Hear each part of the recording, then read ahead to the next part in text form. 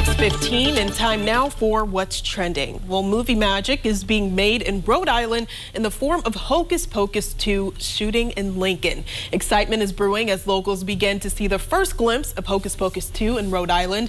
Unlike the first movie, which was shot in Massachusetts and Hollywood, this sequel will be shot entirely in Rhode Island starting next month. But before any stars like Sarah Jessica Parker get there, there's a lot of work to be done. Crews are transforming Chase Farm Park into a 1600s era movie set with 8 structures or facades, some 2 stories high. 10 weeks of work for 2 nights of filming, likely starting the first week of October. So why did Hollywood choose Rhode Island?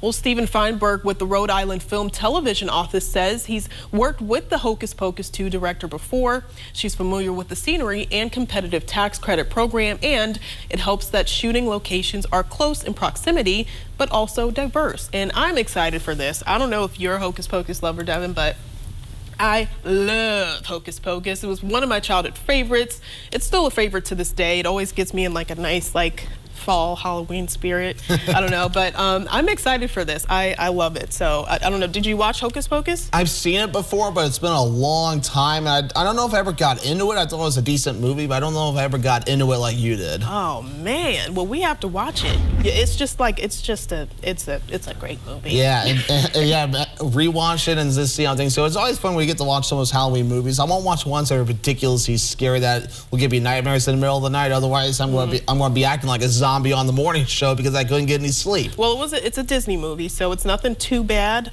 Did you have any Disney Halloween favorite movies, or did you watch any when you were younger? Oh gosh, I'm sure I have, but again, it's been a long time since I've seen a Halloween movie, so it's probably time to really kind of sit down and check them all out again. Well, I have a list, so it's fine. You have a list? Just don't make it where I have nightmares in the middle of the night. They're easy. Because I need to function the next morning. I know. We all know that.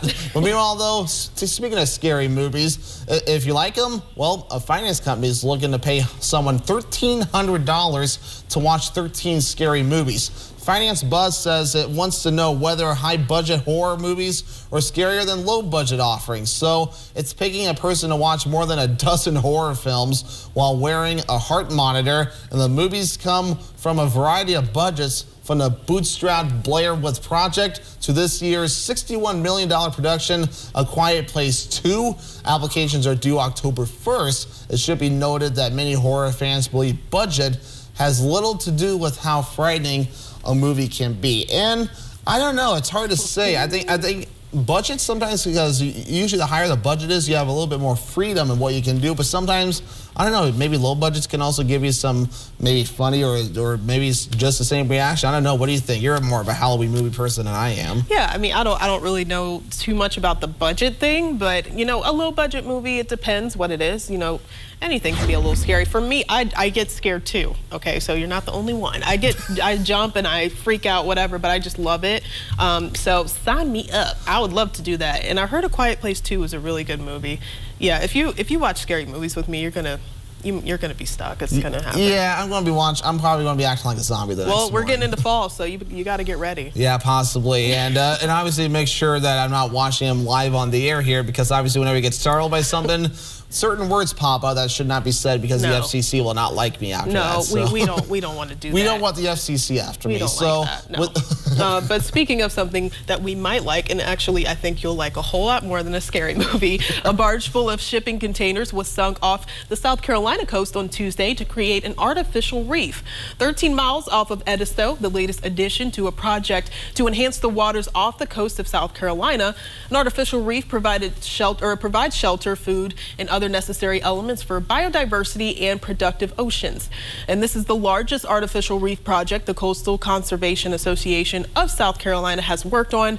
The barge sits at 260 feet long, 50 feet wide, and 30 feet deep. And this is the 15th artificial reef that the Coastal Conservation Association has created in the last decade. And Shout out to South Carolina. That's literally right around my hometown. I love Edisto. But I didn't realize the importance of these artificial reefs, Devin. Yeah, I mean, I haven't really thought about it recently, but yeah, artificial reefs, it's kind of that way of humans helping out the environment, though, because I know we need to help the fish and other population out, and because those reefs can go a long ways. Right, yeah, it's really interesting. I didn't realize that it was just something to help out the fish so much, and even divers down when you go down there and you see that. I didn't know that was a thing, honestly, so I learned something new. Yeah, I think if I remember right, I heard of it before, but again, it's not something I think about every day, so it's probably one of those topics you probably would want to research on before doing a discussion and getting a better idea on really kind of how beneficial it can be. Otherwise, they wouldn't be doing it other ways, right? Exactly. Yep. Exactly.